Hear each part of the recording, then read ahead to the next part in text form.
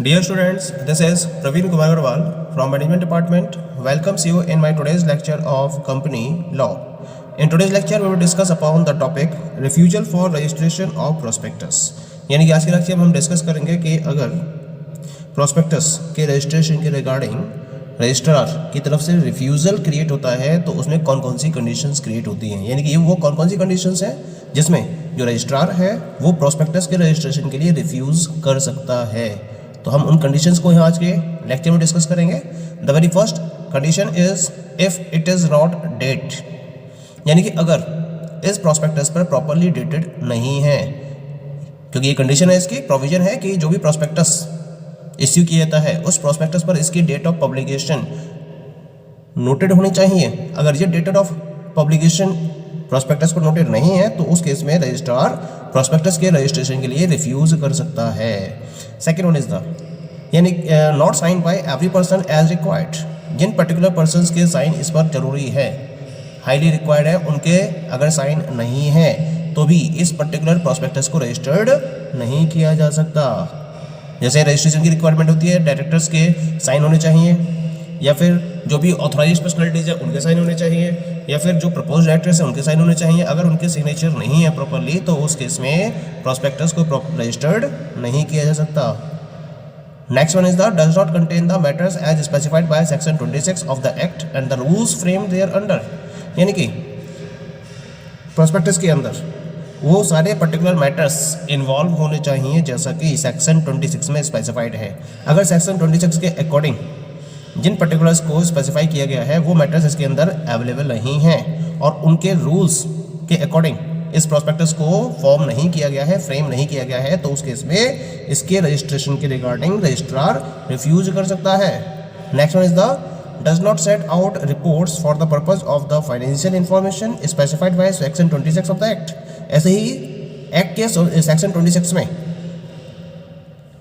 Financial information को भी या उसके रिगार्डिंग रिपोर्ट को भी प्रोस्पेक्टस के साथ में अटैच करना जरूरी होता है। अगर ये फाइनेंशियल इंफॉर्मेशन जैसा कि 26 में स्पेसिफाइड है उसके अकॉर्डिंग अगर इसको अटैच नहीं किया गया है प्रोस्पेक्टस के साथ में या इसकी डिटेल अवेलेबल नहीं कराई गई है प्रोस्पेक्टस में तो भी प्रोस्पेक्टस को रजिस्टर्ड नहीं किया सकता, उसके लिए रजिस्ट्रार रिफ्यूज कर देगा।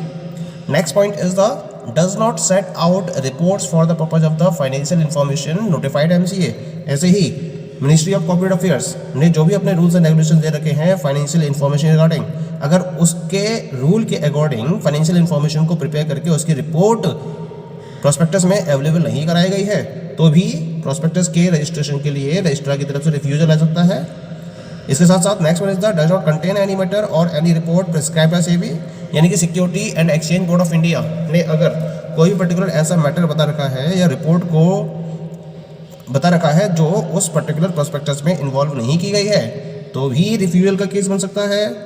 Next one is the not accompanied bye a copy of material contracts, जो भी मटेरियल कॉन्ट्रैक्ट्स हैं उनकी कॉपी भी उसके साथ में अटैच होनी जरूरी है। अगर उसके साथ में या उनकी कॉपी प्रोस्पेक्टस के साथ में फॉलो नहीं की गई है तो भी रिफ्यूजल का केस बनेगा।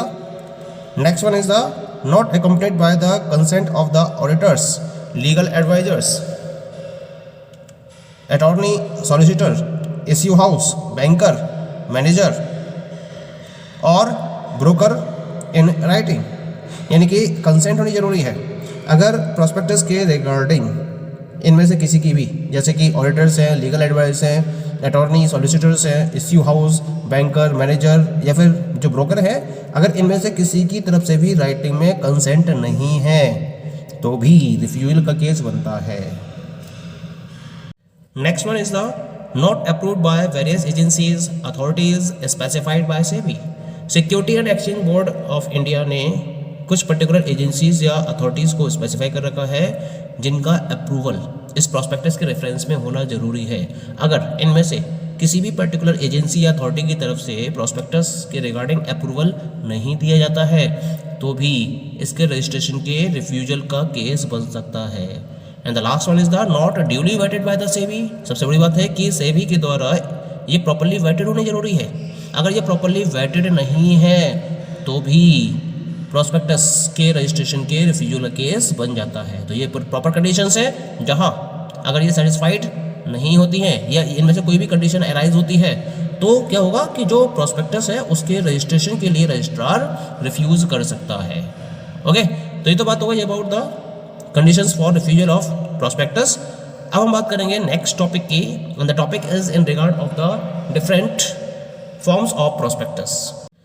The very first form of prospectus is abridged prospectus. क्या मतलब होता है एब्रिज्ड प्रोस्पेक्टस का? It means a memorandum containing such salient features of a prospectus as may be specified by the SEBI by making regulations in this behalf। यानी कि अगर कोई भी कंपनी जब अपने मेमोरेंडम को प्रिपेयर करती है और उसमें प्रोस्पेक्टस के जितने भी सैलिएंट फीचर्स हैं उनको इन्वॉल्व करते हुए इस मेमोरेंडम को प्रिपेयर किया जाता है, और जो पर्टिकुलर फीचर्स है प्रोस्पेक्टस के उनको सेबी के द्वारा स्पेसिफाइड किए हुए रेगुलेशंस के बेसिस पर फॉर्म किया जाता है, और इन पर्टिकुलर फीचर्स को प्रोस्पेक्टस के इन पर्टिकुलर सैलिएंट फीचर्स को अगर मेमोरेंडम में ऐड कर लिया जाता है तो हम इस टाइप के प्रोस्पेक्टस को एब्रिज्ड प्रोस्पेक्टस का नाम देते हैं। पॉइंट क्लियर हो गया? मैं फिर से रिपीट करता हूँ उसको। एब्रिज्ड प्रोस्पेक्टस का मतलब क्या होता है? सेबी ने प्रोस्पेक्टस के फीचर्स या सैलिएंट फीचर्स के regarding Jin particular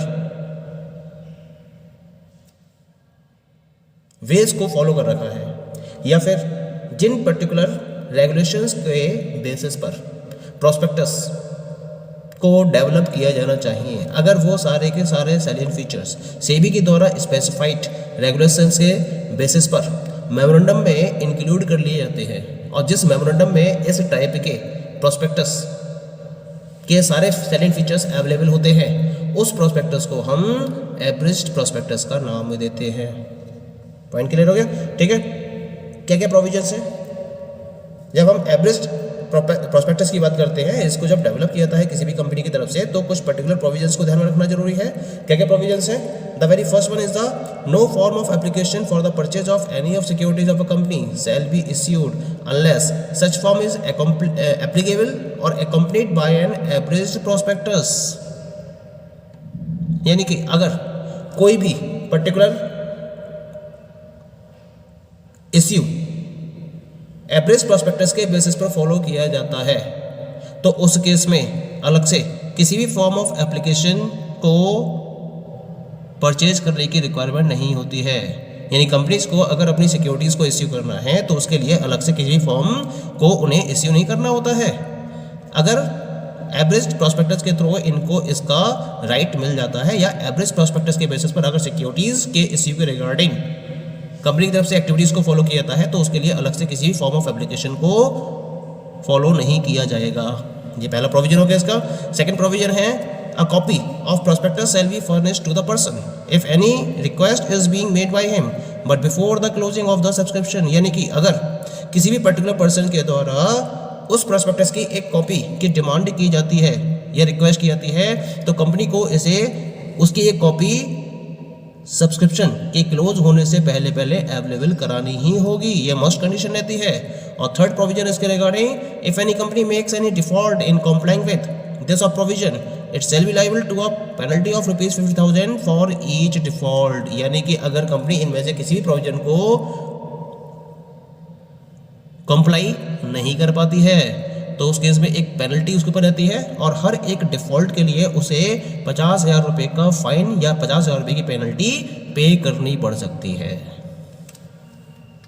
the second type of prospectus is known as the deemed prospectus. क्या मतलब है इस प्रोस्पेक्टस का?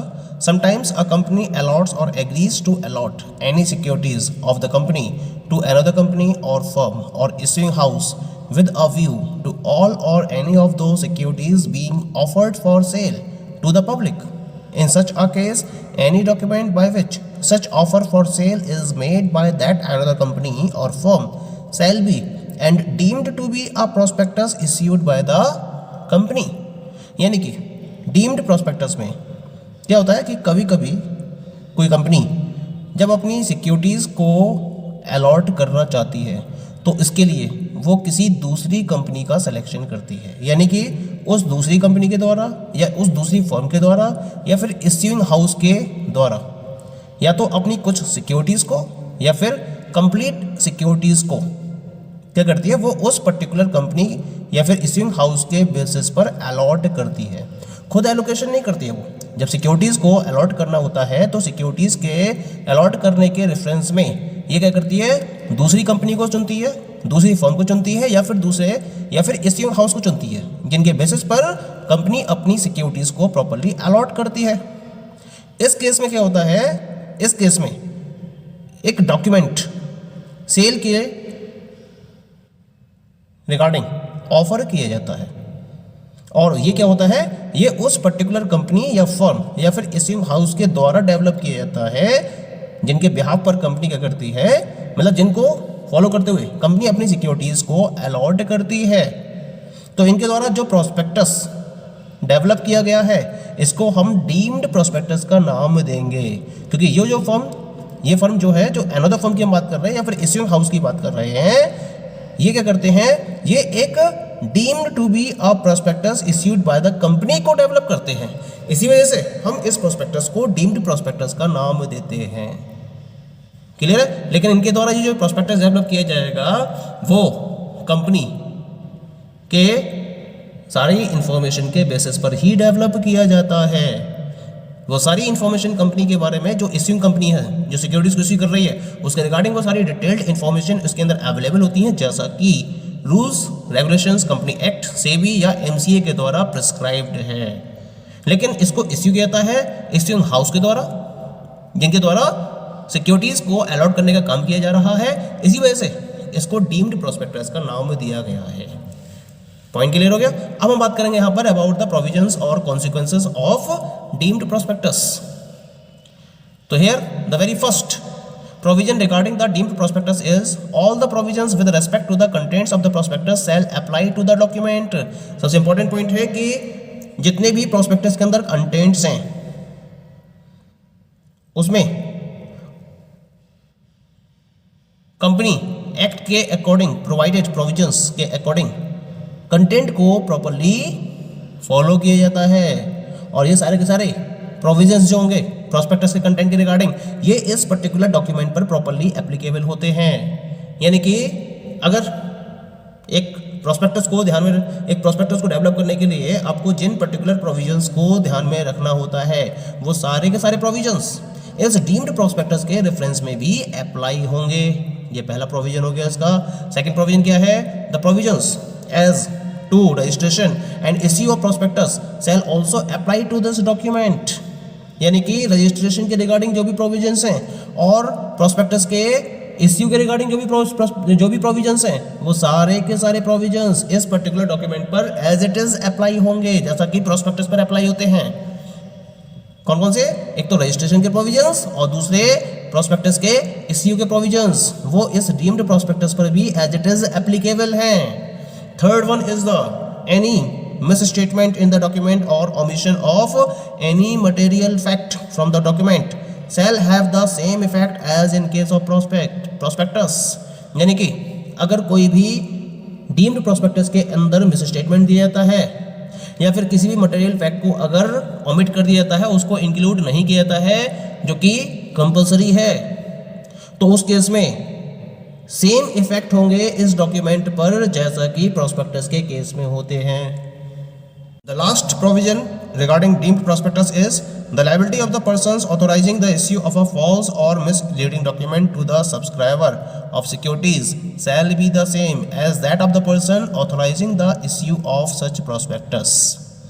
यानी कि जो पर्सन ऑथोराइज्ड है इस पर्टिकुलर डॉक्यूमेंट के इश्यू के रिगार्डिंग, तो वो कंप्लीटली लायबल होगा। यानी कि अगर कोई भी फॉल्स स्टेटमेंट दिया जाता है या कोई भी मिसलीडिंग स्टेटमेंट दिया जाता है डॉक्यूमेंट के अंदर, तो उस केस में उसकी लायबिलिटी सेम वही रहेगी जो एक ऑथोराइज्ड पर्सन के केस में होती है, जो उस पर्टिकुलर प्रोस्पेक्टस को इश्यू कर रहा है। जो भी उस पर्टिकुलर प्रोस्पेक्टस को इश्यू करने के रिगार्डिंग ऑथोराइज्ड पर्सनैलिटी है, उसकी जो पर्टिकुलर लायबिलिटी है वो सेम रहेगी, और उसको प्रोविजन को फॉलो ना करने के रेफरेंस में उसी पनिशमेंट को फॉलो करना पड़ेगा जैसा कि प्रोस्पेक्टस के रेफरेंस में होता है। तो जो ऑथोराइजिंग अथॉरिटी है, जो ऑथोराइजिंग पर्सन है, उसकी लायबिलिटी होगी अगर डॉक्यूमेंट के अंदर कोई भी फॉल्स या मिसलीडिंग स्टेटमेंट्स प्रोवाइड किए जाते हैं। Okay, so these all are the different provisions regarding deemed prospectus. Thank you.